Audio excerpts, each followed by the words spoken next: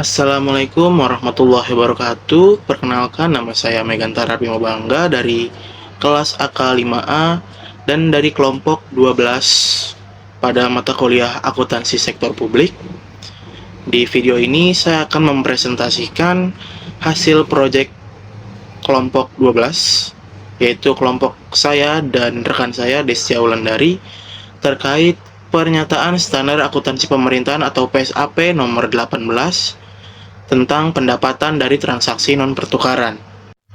Baik, dilanjut dengan apa saja yang akan saya bahas di video ini. Yang pertama ada pengertian dan ruang lingkup PSAP nomor 18. Lalu yang kedua ada aset dan kewajiban. Yang ketiga itu adalah jenis-jenis transaksi non-pertukaran. Yang keempat itu adalah pengakuan, pengukuran, dan pengungkapan pendapatan non-pertukaran. Yang kelima ada studi kasus dari salah satu jenis transaksi non-pertukaran. Dan yang terakhir adalah kesimpulan. Masuk ke pembahasan pertama, yaitu pengertian dan ruang lingkup PSAP 18. Nah, PSAP 18 ini merupakan pedoman resmi yang dikeluarkan oleh Komite Standar Akuntansi Pemerintah untuk memberikan arahan kepada entitas pemerintah bagaimana mereka harus mengakui, mengukur, serta melaporkan pendapatan yang berasal dari transaksi non-pertukaran. Nah, transaksi non-pertukaran ini merupakan transaksi yang terjadi ketika pemerintah memperoleh sumber daya ekonomi, baik berupa kas, barang, ataupun jasa, tanpa memberikan sesuatu yang bernilai ekonomis kepada pihak yang memberikan secara proporsional. Nah, dalam sektor publik sendiri, transaksi non-pertukaran ini sudah banyak ditemukan. Misalnya dalam penerimaan pajak, retribusi, hibah, bantuan sosial, maupun transfer dana antar pemerintahan. Selanjutnya di PSAP 18 juga menegaskan tujuan utamanya, yaitu agar pelaporan keuangan pemerintah itu mencerminkan kondisi ekonomi yang sebenar-benarnya dan atau sesungguhnya, serta untuk memperkuat akuntabilitas publik. Nah, melalui standar ini juga, setiap penerimaan non-pertukaran ini tuh akan diidentifikasi sehingga pengguna laporan ini bisa tahu dari mana pendapatan itu berasal. Apakah dari transaksi pertukaran atau exchange transaction, ataukah transaksi non-pertukaran atau non-exchange transaction. Lalu jika ada suatu transaksi yang mengandung kedua unsur tersebut, yaitu unsur dari transaksi non-pertukaran dan transaksi pertukaran, maka setiap komponennya itu akan dipisahkan atau harus dipisahkan dan dicatat sesuai dengan standar yang relevan. Selanjutnya adalah ruang lingkup PSAP 18. Jadi ruang lingkupnya ini mencakup seluruh transaksi non-pertukaran yang menimbulkan perubahan dalam aset bersih pemerintah, termasuk pajak, denda, hibah, penghapusan utang, dan transfer antar pemerintah. Akan tetapi, standar ini itu tidak berlaku untuk transaksi yang sudah diatur secara khusus di dalam PSAP lain. Contohnya itu sumbangan barang modal, yang dimana itu mereka langsung diakui sebagai aset tetap sesuai dengan yang ada di dalam PSAP 07. Masuk ke pembahasan kedua, yaitu aset dan kewajiban, dan kita mulai di slide aset terlebih dahulu. Nah, sebelumnya di sini kita akan membahas pengakuan aset, pengendalian aset, serta pengukuran aset. Nah, aset yang dimaksud di sini itu merupakan aset yang sama seperti aset yang didefinisikan di dalam PSAP 01. Nah, untuk pengakuannya sendiri di sini, setiap aliran masuk sumber daya dari transaksi non-pertukaran selain dalam bentuk jasa dan memenuhi definisi aset, maka harus diakui sebagai aset. Nah, untuk pengakuannya ini ada dua kondisi, yaitu yang pertama, jika kemungkinan besar manfaat ekonomi atau potensi jasa akan diterima oleh entitas di masa depan. Lalu kondisi keduanya itu jika nilai aset tersebut dapat diukur secara andal. Nah, artinya meskipun aset tersebut itu tidak diperoleh melalui pertukaran, tapi didapat dari hibah atau bantuan, maka aset tersebut ini tetap diakui selama manfaatnya itu jelas dan nilainya dapat ditentukan. Nah, selanjutnya pengendalian aset. Nah, aset sendiri ini harus dikendalikan oleh entitas. Nah, pengendalian ini berarti entitas itu memiliki kemampuan untuk mengatur atau membatasi penggunaan aset oleh pihak lain. Nah, misalnya jika pemerintah mengumumkan bahwa akan memberikan dana untuk sekolah yang rusak. Nah, pengumuman saja ini belum berarti aset itu telah diterima oleh pihak sekolah. Nah, jadi dana tersebut itu baru bisa diakui sebagai aset oleh pihak sekolah jika syarat-syarat perjanjiannya itu telah terpenuhi. Karena pada titik itulah pihak entitas sekolah ini baru benar-benar memiliki hak penuh atas penggunaan dana tersebut. Selanjutnya pengukuran aset. Nah, pengukuran aset ini yang diperoleh dari transaksi non pertukaran itu akan diukur berdasarkan nilai wajar pada tanggal perolehan. Nah, hal ini tuh dilakukan karena dalam transaksi non pertukaran imbalan yang diberikan itu tidak sebanding dengan nilai aset yang diterima. Sehingga nilai wajarlah yang dianggap paling menggambarkan kondisi sebenarnya.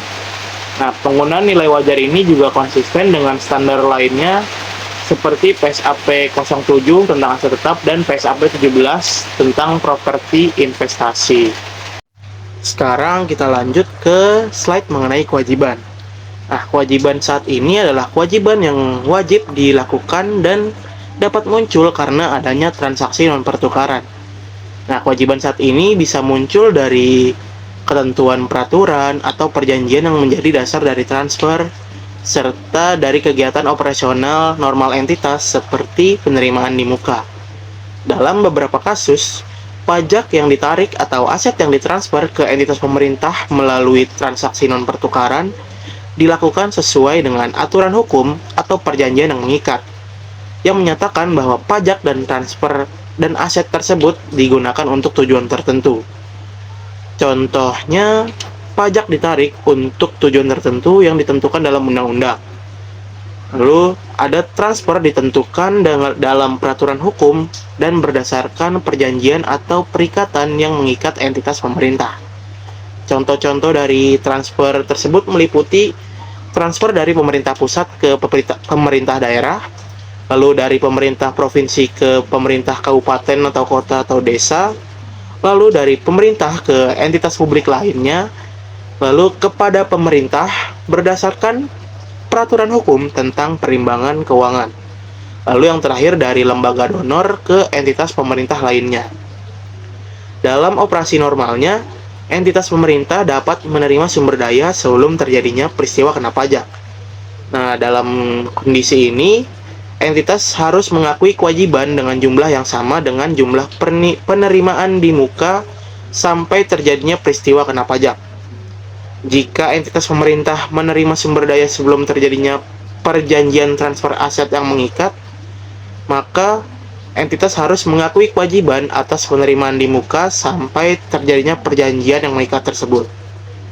Kewajiban saat ini yang muncul dari transaksi non-pertukaran itu sesuai dengan definisi kewajiban dan harus diakui sebagai kewajiban dalam dua kondisi. Yang pertama, ada kemungkinan besar terjadi pengeluaran sumber daya ekonomi berupa manfaat ekonomi masa depan atau layanan yang diperlukan untuk menyelesaikan kewajiban tersebut.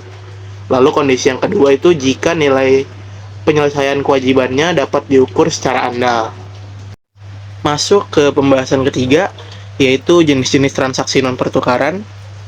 Transaksi non-pertukaran pada sektor publik meliputi berbagai aliran sumber daya yang diterima pemerintah tanpa adanya imbalan langsung yang sepadan bagi pihak pemberi.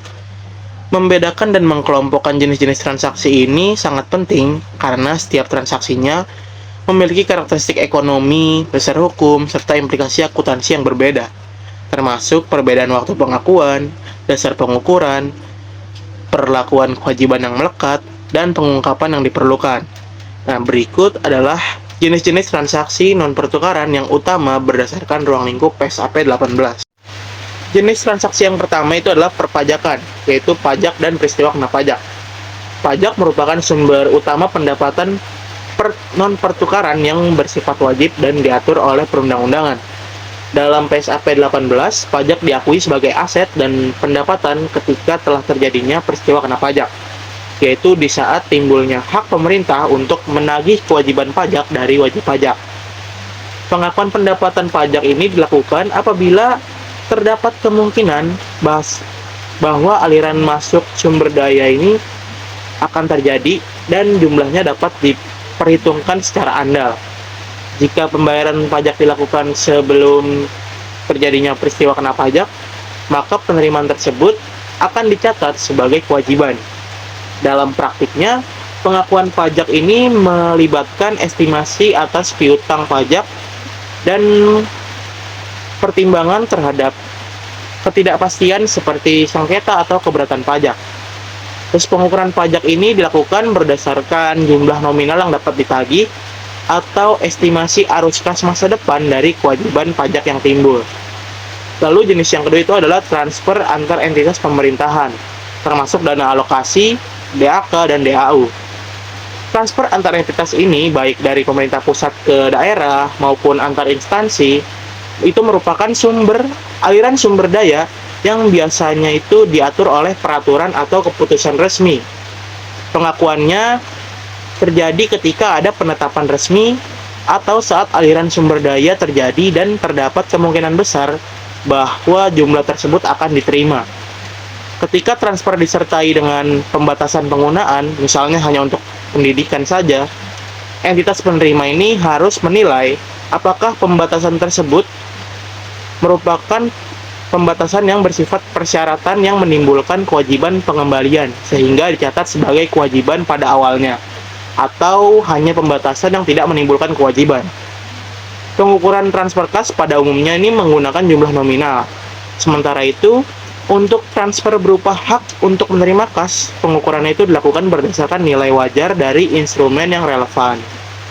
Dalam praktiknya, terdapat beberapa isu yang sering muncul, seperti pengakuan pendapatan atas transfer yang disalurkan melalui perantara, pengelolaan lebih salur atau over-unders, yang dapat menimbulkan kewajiban pengembalian atau kompensasi, serta perlunya dokumentasi formal yang menentukan waktu pengakuan. Sebagai contoh akuntansi, di mana dana alokasi umum atau DAU itu telah ditetapkan dalam peraturan dan diakui ketika terdapat dasar hukum pengalokasian dan ekspektasi penerimaan yang tinggi. Namun, apabila dana diterima sebelum persyaratan tersebut terpenuhi, maka dana tersebut hanya dicatat sebagai penerimaan di muka. Lalu jenis transaksi yang ketiga itu ada hibah, sumbangan, dan hadiah. Hibah dan sumbangan bersifat sukarela serta dapat berupa kas, aset berwujud, dan juga jasa. Pengakuan aset dan pendapatannya ini terjadi ketika entitas penerima ini memperoleh kendali atas aset tersebut dan nilai wajarnya bisa ditentukan secara andal, dan pengukuran awalnya dilakukan berdasarkan nilai wajar pada tanggal perolehan. Apabila hibah disertai dengan persyaratan yang mengikat, misalnya harus digunakan untuk proyek tertentu atau harus dikembalikan ketika tidak digunakan sesuai dengan ketentuan, maka ini entitas perlu mengakui kewajiban awal yang mencerminkan potensi pengembalian atau pemenuhan kondisi. Pendapatannya kemudian diakui seiring dengan terpenuhinya persyaratan-persyaratan tersebut. Untuk hibah berupa jasa, pengakuannya seringkali bersifat opsional karena terdapat kesulitan dalam mengukur nilai wajar jasa tersebut serta menentukan bukti pengendaliannya. Jika ingin diakui, maka nilai jasa tersebut ini dicatat sebagai pendapatan, dan entitas juga perlu mencatat beban terkait konsumsi jasa tersebut. Nah, dalam praktiknya, isu yang sering muncul ini tuh mencakup penentuan nilai wajar untuk barang yang bersifat unik, pembuktian adanya pengendalian melalui perjanjian formal, serta penilaian apakah pengalaman pemberi menunjukkan kemampuan untuk menegakkan persyaratan, di mana substansi transaksi ini lebih diprioritaskan dibandingkan bentuk formalnya. Sebagai contoh, hibah berupa peralatan medis diukur berdasarkan nilai pasar pada saat diterima, dan apabila terdapat persyaratan terkait penggunaannya hanya untuk rumah sakit tertentu, maka bagian yang terkait dicatat sebagai kewajiban sampai peralatan tersebut digunakan sesuai dengan tujuan. Lalu yang kedua, jenis keempat ada denda, sanksi, dan penghapusan utang. Denda dan sanksi merupakan penerimaan yang timbul akibat pelanggaran hukum atau peraturan dan diakui sebagai pendapatan ketika keputusan penetapan telah memiliki kekuatan hukum tetap serta jumlahnya dapat diukur secara andal. Penghapusan utang atau remission terjadi ketika kreditur melepaskan haknya untuk menagih hutang dari debitur. Bagi pihak yang menerima penghapusan ini, seperti pemerintah daerah yang memperoleh pembebasan utang, hal tersebut menyebabkan peningkatan aset bersih karena adanya pengurangan kewajiban yang sebelumnya telah diakui. Dalam praktek akuntansi, penghapusan utang dicatat sebagai pendapatan sebesar nilai tercatat kewajiban yang dihapus, sedangkan denda diakui sebagai pendapatan pada saat seluruh unsur pengakuan terpenuhi. Permasalahan dalam penerapannya meliputi proses verifikasi terhadap finalitas penghapusan, yakni memastikan tidak ada kondisi yang masih tersisa, penentuan pengukuran kewajiban yang dihapus, serta perlakuan pajak terkait. Selanjutnya, jenis yang kelima adalah pinjaman lunak, di mana subsidi bunga dan suku bunga preferensial. Pinjaman lunak ini merupakan pinjaman yang diberikan dengan tingkat bunga di bawah suku bunga pasar, sehingga menciptakan manfaat ekonomi bagi pihak yang menerima. Dalam akuntansi PSAP 18 terdapat unsur manfaat non-pertukaran yang timbul dari selisih antara nilai wajar pinjaman dengan jumlah terutang. Misalnya nilai kini dari pembayaran bunga yang berada di bawah tingkat pasar. Pihak penerima pinjaman ini mengakui aset dan liabilitas pinjamannya sesuai dengan standar instrumen keuangan yang berlaku. Sedangkan manfaat atau subsidi yang timbul dari suku bunga preferensial ini diukur dan diakui sebagai pendapatan non-pertukaran, kecuali jika terdapat kewajiban yang harus diimbangi. Isu pengukurannya dalam hal ini mencakup penentuan nilai wajar awal pinjaman melalui proses discounting terhadap arus kas berdasarkan tingkat bunga pasar serta alokasi selisih yang dihasilkan ke pendapatan sesuai periode manfaat yang diperoleh. Sebagai contoh, pada pinjaman investasi daerah dengan bunga sebesar 1%, sementara tingkat bunga pasarnya sebesar 5%, yang dimana nilai wajar awal pinjaman ini akan lebih rendah dan selisih tersebut dianggap sebagai bentuk bantuan yang diakui sebagai pendapatan non-pertukaran, kecuali terdapat persyaratan pengembalian tertentu yang harus dipenuhi. Nah, selanjutnya jenis transaksi terakhir itu transaksi campuran dan kasus khusus, yang dimana terdapat komponen pertukaran dan non-pertukaran secara bersamaan. Misalnya pemberian aset di mana penerima juga memberikan layanan kecil sebagai imbalan atau transaksi yang melibatkan diskon signifikan sehingga nilai imbalannya tidak sebanding. Nah, dalam kondisi seperti ini, di PSAP 18 mengharuskan pemisahan komponen apabila pemisahan tersebut dapat dilakukan secara andal. Bagian yang bersifat pertukaran diperlakukan sesuai dengan standar pendapatan atau pertukaran yang relevan, sedangkan bagian lainnya mengikuti ketentuan dalam PSAP 18. Jika pemisahan tidak dapat dilakukan secara andal, maka seluruh transaksi harus diperlakukan sebagai non-pertukaran untuk menjaga prinsip konservatisme dan mencerminkan substansi ekonomi yang sebenarnya. Kasus khusus lainnya meliputi kompensasi yang diselesaikan melalui mekanisme perpajakan, yaitu beban yang dibayar melalui sistem pajak, di mana pendapatan perpajakan tetap diakui secara bruto, serta penerimaan di muka atas transfer yang mempengaruhi pengakuan kewajiban. Tantangannya dalam penerapan praktik ini mencakup proses pembobotan dan alokasi nilai antara komponen, penyusunan dokumentasi yang menggambarkan substansi transaksi, serta perlunya penilaian profesional untuk menentukan perlakuan akuntansi yang tepat.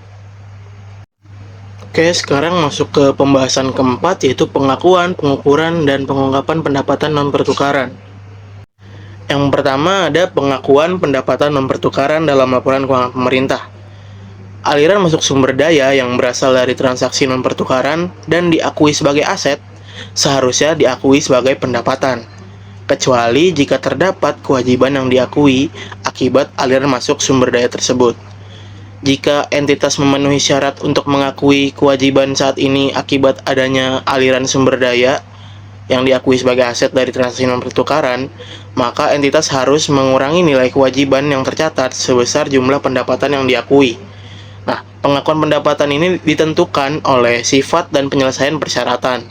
Contohnya, jika suatu persyaratan menetapkan bahwa entitas harus menyediakan barang atau jasa kepada pihak ketiga, atau mengembalikan dana yang tidak terpakai kepada pihak yang mentransfer dana, maka pendapatan ini diakui pada saat barang atau jasa tersebut telah disediakan. Selanjutnya adalah pengukuran pendapatan non-pertukaran. Pendapatan dari transaksi non-pertukaran ini diukur berdasarkan peningkatan aset bersih yang diterima oleh entitas pemerintah. Artinya, setiap kali pemerintah memperoleh aset tanpa memberikan imbalan yang sepadan, nilai aset tersebut diakui sebagai pendapatan, kecuali jika terdapat kewajiban yang harus dipenuhi atas penerimaan tersebut. Dalam hal ini, pendapatannya hanya diakui sebesar peningkatan aset bersih setelah dikurangi kewajiban. Selanjutnya, apabila kewajiban tersebut berkurang karena terpenuhnya syarat atau ketentuan peraturan perundangan, maka penurunan kewajiban tersebut diakui sebagai tambahan pendapatan. Dengan demikian, pengukuran pendapatan non-pertukaran ini mencerminkan peningkatan manfaat ekonomi bersih yang benar-benar diterima oleh pemerintah. Selanjutnya, pengungkapan pendapatan non-pertukaran. Nah, hal ini bertujuan untuk memberikan transparansi kepada publik mengenai dari mana pemerintah memperoleh pendapatannya, serta untuk membantu para pengguna laporan dalam menilai posisi keuangan dan tingkat ketergantungan pemerintah terhadap pendapatan non-pertukaran seperti pajak, transfer, dan hibah. Entitas pemerintah wajib menyajikan beberapa informasi penting baik di halaman depan laporan maupun di dalam CHLK. Yang pertama adalah jumlah pendapatan non-pertukaran selama periode pelaporan. Pendapatan ini harus diklasifikasikan secara jelas, misalnya memisahkan pendapatan perpajakan berdasarkan jenis pajaknya, dan pendapatan transfer berdasarkan sumber dan jenis transfernya. Selanjutnya, pemerintah juga perlu mengungkapkan jumlah tagihan yang terkait dengan pendapatan tersebut, seperti piutang pajak yang masih harus ditagih. Pemerintah juga harus mengungkapkan kewajiban yang muncul dari aset atau dana yang diterima namun masih memiliki syarat tertentu. Misalnya, pemerintah menerima aset atau dana hibah yang hanya boleh digunakan untuk tujuan tertentu, maka nilai aset tersebut beserta batasan penggunaannya harus dijelaskan. Selanjutnya, jumlah penerimaan pendapatan di muka juga perlu disampaikan. Hal ini penting karena menunjukkan bahwa pemerintah menerima dana sekarang, tetapi manfaat ekonominya baru akan diakui pada periode selanjutnya. Selanjutnya adalah mengungkapkan jumlah utang yang dihapuskan. Ini dapat menunjukkan adanya kebijakan pemerintah dalam mengelola beban dan haknya atas pendapatan. Selanjutnya, dalam catatan atas laporan keuangan, pemerintah juga harus menjelaskan kebijakan akuntansi yang digunakan dalam mengakui pendapatan non-pertukaran, termasuk di dalamnya penjelasan mengenai klasifikasi pendapatan pajak, serta sifat dan jenis hibah, terutama hibah yang berasal dari barang rampasan atau sitaan. Selain itu, apabila pemerintah menerima hibah dalam bentuk barang atau jasa, maka informasi mengenai bentuk, nilai, serta manfaat dari hibah tersebut juga dianjurkan untuk diungkapkan. Hal ini berguna untuk memberi gambaran kepada publik mengenai seberapa besar kontribusi hibah tersebut terhadap pencapaian tujuan pemerintah, serta tingkat ketergantungan pemerintah terhadap hibah tersebut di masa mendatang. Dengan melakukan pengungkapan ini secara lengkap dan jelas, pemerintah dapat meningkatkan kualitas transparansi pengelolaan keuangan serta mendukung penilaian publik terhadap posisi keuangan dan keberlanjutan layanan yang diberikan oleh pemerintah. Oke, sekarang masuk ke pembahasan kelima, yaitu studi kasus penerapan PSAP 18 di pemerintahan. Di sini kami mengambil studi kasus tentang pinjaman lunak. Dalam kasus ini, pemerintah menerima pinjaman sebesar 6 juta rupiah dari Lembaga Pembangunan Multilateral untuk membangun 10 sekolah selama 5 tahun. Dari total dana tersebut, 1 juta rupiah tidak perlu dikembalikan asalkan sekolah benar-benar dibangun. Sementara itu, 5 juta sisanya harus dilunasi dengan bunga sebesar 5% per tahunnya. Padahal bunga pasarnya adalah 10%. Karena bunga yang diberikan lebih rendah dari pasar, sebenarnya pemerintah ini memperoleh manfaat hibah tambahan. Setelah dihitung, nilai kini dari pinjamannya itu 5 juta rupiah dengan bunga pasar 10% adalah 4.215.450 rupiah. Selisihnya yaitu 784.550 rupiah yang dianggap sebagai hibah tambahan. Jadi secara keseluruhan, pemerintah menerima hibah senilai Rp1.784.550. Pada saat penerimaan dana, di pengakuan awalnya ini, entitas mencatat kas Rp6 juta di debit dan utang atau pinjaman sebesar Rp4.215.450 di kredit serta kewajiban sebesar Rp1.784.550 di kredit. Kewajiban ini akan diakui sebagai pendapatan secara bertahap seiring dengan pembangunan sekolah. Nah, pada tahun pertama, setelah satu sekolah selesai, diakui pendapatan sebesar Rp178.455, di mana tahun kedua bertambah menjadi Rp356.910. Lalu di tahun ketiga jumlah yang sama, dan tahun keempat. Terus ketika semua sekolah selesai, sisanya sebesar Rp892.275 diakui sebagai pendapatan. Nah, kesimpulannya, pinjaman lunak ini mencakup unsur pertukaran dan non-pertukaran. Pendapatan non-pertukaran ini tidak diakui sekaligus, tetapi diakui secara proporsional sesuai dengan progres pembangunan. Dengan cara ini, laporan keuangan pemerintah menjadi lebih akuntabel dan transparan karena pendapatan hanya diakui ketika manfaat publik benar-benar sudah terwujud. Nah, demikian penjelasan mengenai studi kasus pinjaman lunak. Oke, yang terakhir adalah kesimpulan dan saran. Nah, kesimpulannya, PSAP 18 ini berperan penting dalam pengakuan dan pelaporan pendapatan non-pertukaran secara andal dan konsisten di seluruh entitas pemerintahan. Lalu PSAP 18 juga ini memberikan pedoman jelas untuk mengidentifikasi, mengukur, dan mengungkapkan transaksi seperti pinjaman lunak, hibah, dan lainnya, dan juga mendorong penerapan akuntansi berbasis akrual sehingga laporan keuangan lebih akurat dan mendukung prinsip transparansi serta akuntabilitas publik yang sesuai dengan PP nomor 71 tahun 2010. Dalam penerapannya, PSAP 18 ini masih ada tantangan seperti kesulitan menilai nilai wajar aset non-kas, terus terbatasnya SDM berkompetensi, dan sistem keuangan yang belum terintegrasi. Ya, lalu untuk sarannya, agar penerapan PSAP 18 dapat berjalan lebih efektif dan memberikan hasil yang optimal, pemerintah perlu memperkuat berbagai aspek pendukung dalam pelaksanaannya. Yang pertama itu peningkatan kapasitas sumber daya manusia melalui kegiatan pelatihan khusus, teknis, dan sosialisasi berkelanjutan mengenai penerapan akuntansi berbasis akrual serta pemahaman yang mendalam terhadap ketentuan PSAP 18. Lalu perlu menyusun panduan operasional dan contoh kasus yang lebih rinci, terutama untuk transaksi yang memiliki kompleksitas tinggi agar tidak terjadi perbedaan interpretasi antar instansi.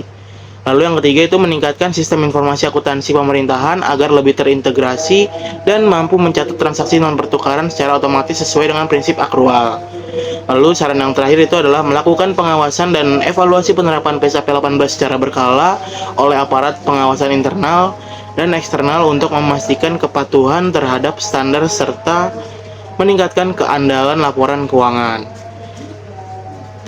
Sekian video presentasi saya, kurang lebihnya mohon maaf.